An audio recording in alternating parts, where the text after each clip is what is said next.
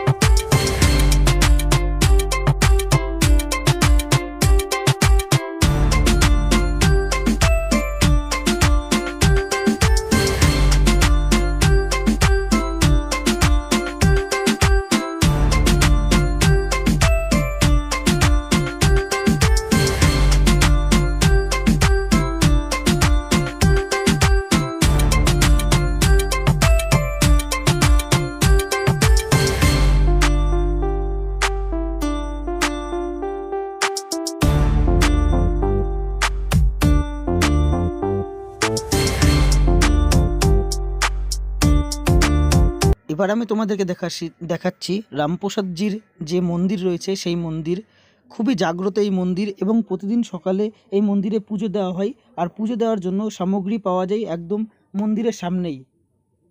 আর এই যে যেই গাছটা দেখতে পাচ্ছ, এই গাছটা খুবই জাগ্রত। এই গাছে সবাই দেখতে পাচ্ছ ঢিল বাঁধে।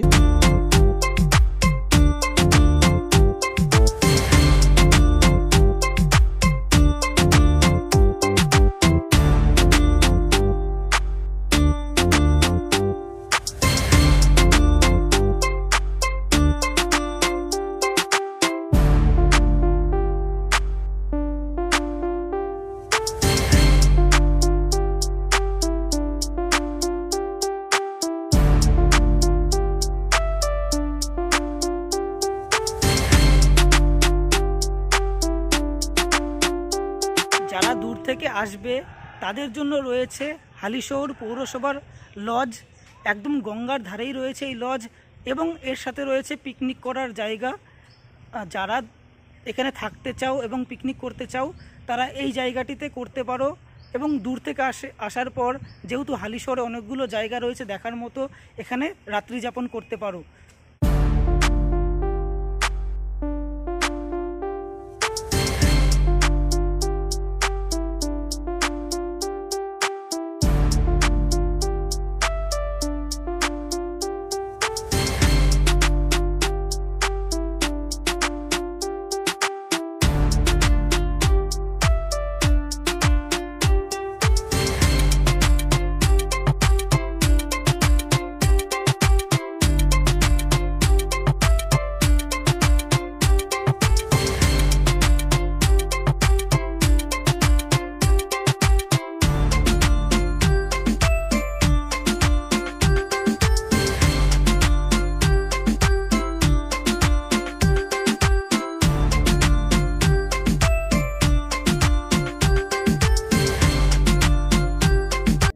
এবার আমি তোমাদেরকে দেখাচ্ছি নিগমানন্দ আশ্রম এবং এই আশ্রমে রয়েছে ভোগ প্রসাদের বিশেষ সুবিধা। যারা দূর থেকে আসবে তারা ডাইরেক্ট টোটো নিয়ে এই নিগমানন্দ আশ্রমে চলে আসবে। এখান থেকে কুপন কেটে নিয়ে তারপরে পরপর যেই প্লেসগুলো তোমাদেরকে দেখাচ্ছি সেই প্লেসগুলো তোমরা এক এক করে দর্শন করবে। কারণ টিকিট তোমাদের 10টা থেকে 11টা পর্যন্ত দেওয়া হয়, তারপরে কিন্তু আর টিকিট দেওয়া হয় না। তাই অবশ্যই আগে টিকিটটা কেটে নেবে, তাহলে দুপুরবেলা এখান থেকে তোমরা ভোগ গ্রহণ করতে পারবে।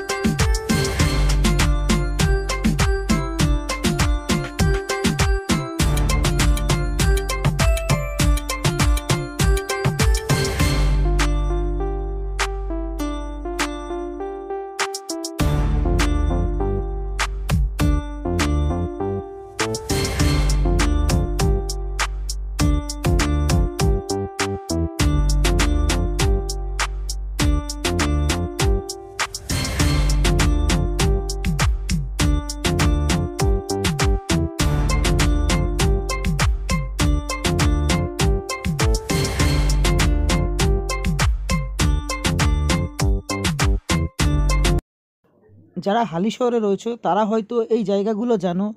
যদি দেখে থাকো হালিশহর থেকে আমার এই ভিডিওটি, তাহলে অবশ্যই কমেন্ট করে জানিও। আর কেমন লাগলো ভিডিওটি, এত সুন্দর জায়গাগুলো তোমাদের দেখার পর অবশ্যই আমাকে কমেন্ট করে জানাবে। কারণ এত সুন্দর জায়গা রয়েছে হালিশহরে, অনেকেরই কিন্তু অজানা ছিল, তাই সেই জায়গাগুলো তোমাদেরকে দেখিয়ে দিলাম। আমার চ্যানেলে নতুন হলে অবশ্যই সাবস্ক্রাইব করে আমার পাশে থাকবে।